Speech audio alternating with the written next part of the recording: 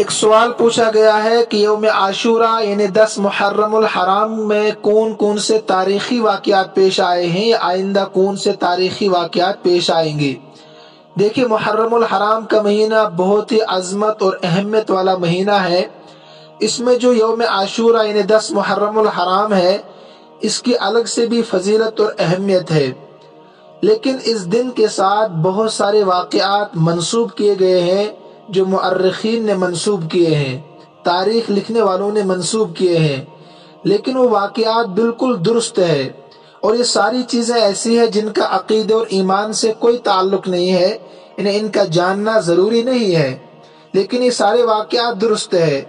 ممکن ہے کہ ان میں سے کوئی واقعہ اس دن سے پہلے پیش آیا ہو یا اس دن کے بعد پیش آیا ہو یا اسی دن 10 محرم الحرام یوم عاشورہ کو پیش آیا ہو، لیکن یہ تاریخی چیزیں ہیں جن کا عقیدہ اور ایمان سے کوئی تعلق نہیں ہے۔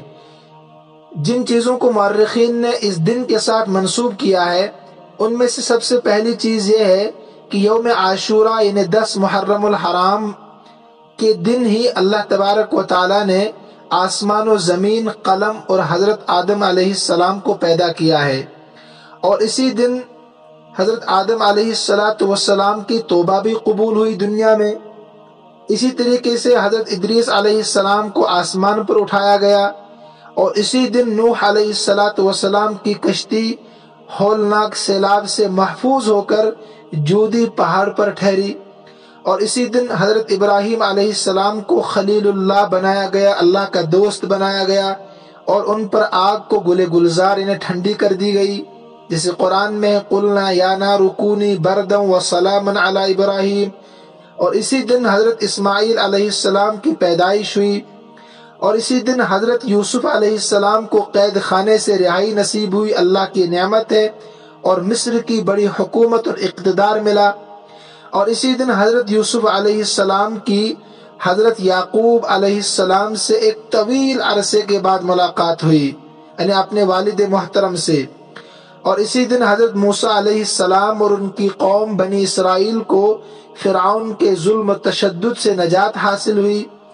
اسی دن حضرت موسیٰ علیہ السلام پر توریت نازل ہوئی، اور اسی دن حضرت سلیمان علیہ السلام کو بادشاہت واپس ملی۔ اسی طریقے سے حضرت ایوب علیہ السلام کو سخت بیماری سے شفا نصیب ہوئی۔ اسی دن حضرت یونس علیہ السلام 40 روز مچھلی کے پیٹ میں رہنے کے بعد نکالے گئے۔ اسی دن حضرت یونس علیہ السلام کی قوم کی توبہ قبول ہوئی، اور ان کے اوپر جو عذاب آنے والا تھا، اللہ نے توبہ کی وجہ سے اس کو دور کر دیا، ہٹا دیا۔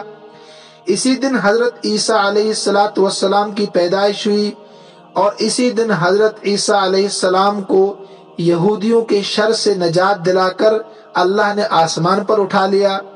اسی دن دنیا میں پہلی بار آسمان سے زمین پر بارش برسی۔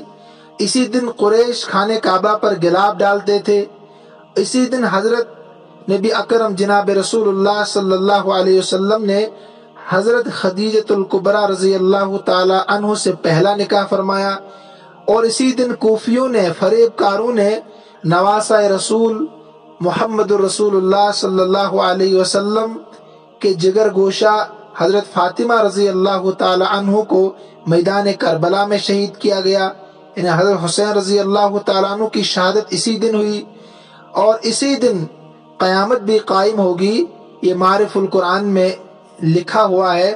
یہ چند واقعات ہے جو اس دن کے ساتھ منسوب کیے گئے ہیں، لیکن ان میں اکثر چیزیں ایسی ہے جو بالکل درست ہے، لیکن اس دن کے ساتھ جو منسوب کی گئی ہے یہ تاریخ کے پس منظر میں لکھی گئی ہے۔